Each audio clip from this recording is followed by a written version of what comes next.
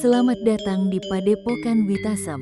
Waktu ini, Anda sedang mendengarkan bagian dari novel Silat Langit Hitam Majapahit dengan latar belakang kerjaan Majapahit pada masa pemerintahan Sri Maharaja Jayanegara. Novel ini menceritakan perjalanan Bondan selama berada di Kota Raja. Pemuda yang tumbuh dan berkembang di Pajang ini, pergi ke Kota Raja atas dasar kehendaknya sendiri dan juga dorongan dari gurunya, yaitu Resi Gajah Yana. Di dalam novel Langit Hitam Majapahit, selain mengisahkan sepak terjang Bondan, juga ada disebut nama Gajah Mada dan Empu Nambi.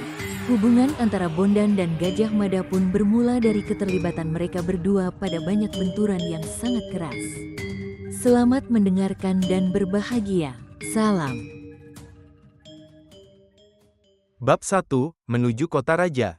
Awan tipis berarak seperti kabut putih yang perlahan terhembus angin pegunungan. Matahari yang mulai menghangatkan tubuh pun perlahan menanjak langit. Jalan setapak di tepi sungai berantas itu terlihat lengang dan terkadang tak jemu menerbangkan debu yang tertiup angin. Seorang lelaki muda yang berperawakan sedang dan tidak begitu berotot terlihat menyusuri jalan setapak yang lengang itu. Tak lama kemudian ia melihat sebuah perahu kayu terguncang hebat di permukaan air yang tenang. Terdengar dentang senjata beradu dan sambaran angin yang begitu kuat berasal dari bilik kecil di atas perahu. Ia lantas melemparkan sebilah kayu seukuran betis orang dewasa ke bagian tengah sungai, lalu melompat dan menjadikannya sebagai jejakan untuk mencapai perahu kayu itu. Sebatang pedang melesat keluar mengarah padanya sebelum kakinya mencapai bibir perahu. Menyadari bahaya mengancam, Bondan lekas menekuk kaki kiri lalu menggulingkan tubuh di udara kemudian mendarat di geladak perahu. Satu sosok tubuh terpental keluar melewati pintu dan terjerembab jatuh di depan kaki Bondan. Bersamaan dengan itu seseorang melompat keluar dari bilik diiringi bentakan menggelegar. "Enyahlah!" seru Prana Sampar, seseorang yang bertubuh kecil dengan rambut hitam sebahu dari lereng Gunung Wilis. Bondan membuka mulutnya, "Tiba-tiba engkau mengusirku, Kisanak. Bukan satu kebetulan aku melewati jalan ini lalu melihat kalian bertempur. Itu bukan urusanmu. Aku minta engkau segera pergi dari sini. Meskipun begitu aku lihat engkau memiliki ilmu lumayan tinggi. Pergilah." "Baiklah, aku akan pergi. Tapi apakah tidak ada jalan lain selain kekerasan, Kisanak?" "Diam. Apakah engkau ingin aku lemparkan ke sungai ini?" Sementara itu tubuh yang terjatuh di depan Bondan sedikit beringsut dan agak sempoyongan ia mencoba untuk berdiri. Tetapi ia menepiskan uluran tangan Bondan yang mencoba untuk membantunya tegak berdiri. "Minggirlah, cepat pergi, aku akan selesaikan urusan ini dengan setan itu," desis perlahan keluar dari bibirnya. Bondan dengan menyimpan rasa penasaran tentang sebab perkelahian itu pun segera menjauhi kedua orang yang sedang bersabung nyawa. Sebenarnya ia ingin melerai kedua orang yang hampir lupa diri namun ia juga terkekang oleh rasa untuk tidak mencampuri urusan yang tidak diketahuinya. Melihat perkembangan sementara perkelahian itu memang tidak tampak sebagai pertarungan yang seimbang.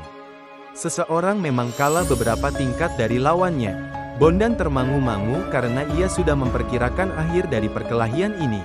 Kebimbangan pun merasuki relung hatinya. "Pertarungan yang tidak seimbang," desah Bondan tak bersuara. Sekilas ia memandang sekeliling.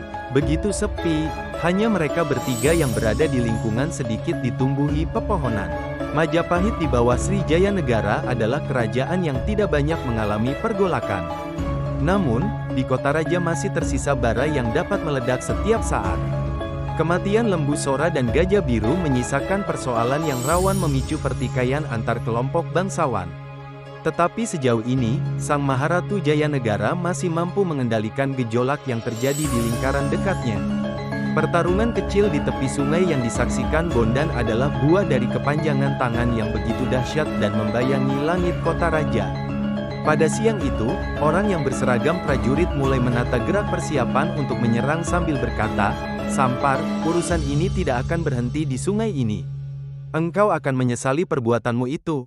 Sambil menggeram Prana Sampar menerjang maju, mendahului lawannya sambil melontarkan serangkaian pukulan. Wiratama masih sanggup menghindar, bahkan mampu membalas serangan Prana Sampar tak kalah garang. Wiratama terdorong oleh keinginan kuat untuk segera membinasakan lawannya. Keduanya sama-sama memegang kendali perasaan, berkelahi untuk membunuh. Sekejap kemudian kedua orang itu terlibat dalam serangan yang bergantian. Keduanya melepaskan pukulan dan tendangan yang saling menyambar. Tubuh mereka saling berloncatan untuk menghindari serangan demi serangan yang dilontarkan lawannya. Perahu kecil itu kemudian bergolak hebat. Bondan segera melompat ke tepi sungai dan menyaksikan pertarungan dengan penuh perhatian. Ia dapat menyaksikan luka-luka yang diderita oleh orang bernama Wiratama itu tidak dapat dikatakan ringan, tetapi sama sekali tidak menghalangi Wiratama untuk memberikan perlawanan sengit. Rasa marah yang melanda dirinya seperti menambah satu kekuatan bagi Wiratama, oleh karena itu serangannya meningkat berlipat ganda. Tubuh yang telah mengalami luka seperti tidak menjadi penghalang. Bahkan mampu membangkitkan tenaga yang tak terlihat oleh mata, namun justru hal ini menjadikan dirinya dalam keadaan sulit. Keseimbangan dirinya yang hilang karena gelap mata menjadi sebab pukulannya berkali-kali mengenai tempat kosong. Kepalan tangan kiri Wiratama mengenai baju kanan Pranasampar, sekalipun hanya sebuah pukulan tangan kosong, namun kepalan itu mampu merobek kain dan nyaris mengenai lambung Pranasampar. Segera Pranasampar melakukan tendangan balasan dan nyaris mengenai kepala Wiratama karena tubuhnya telah surut melompat ke belakang.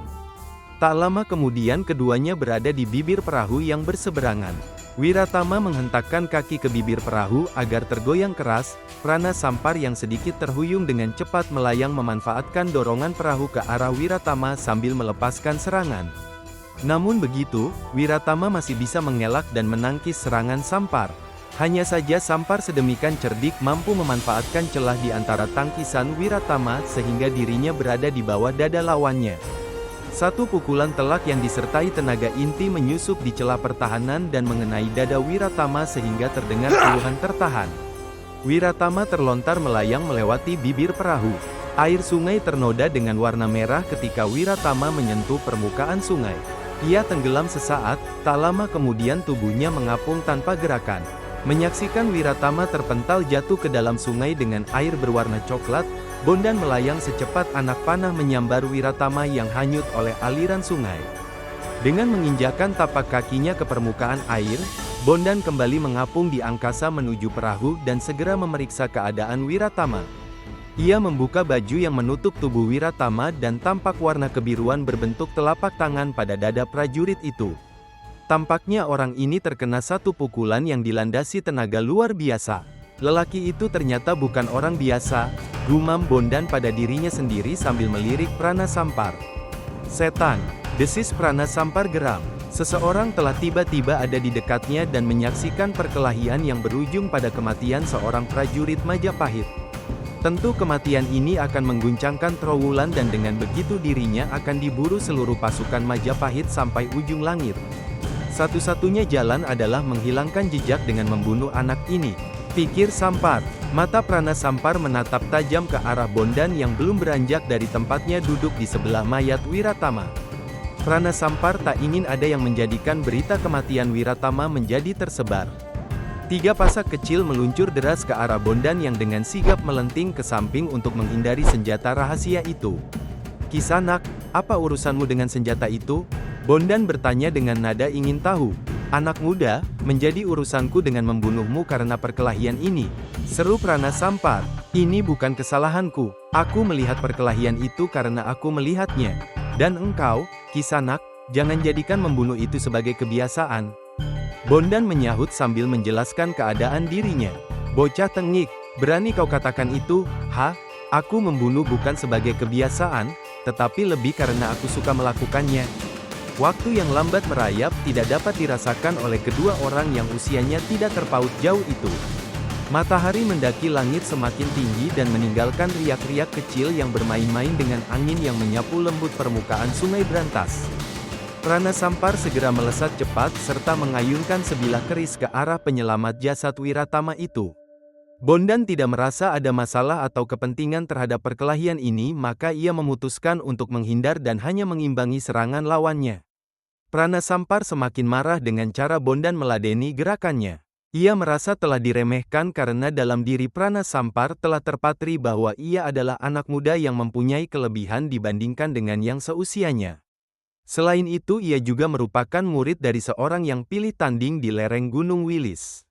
Gandrik, jangan bertingkah seperti kambing yang sedang bermain-main. Agar aku tak menyesal telah membunuhmu maka bertarunglah seperti laki-laki. Pranasampar dengan geram menebaskan keris ke lambung Bondan. Bondan tidak menyahut. Ia sadar sepenuhnya bahwa orang yang sedang menyerangnya ini benar-benar ingin menghabisi dirinya.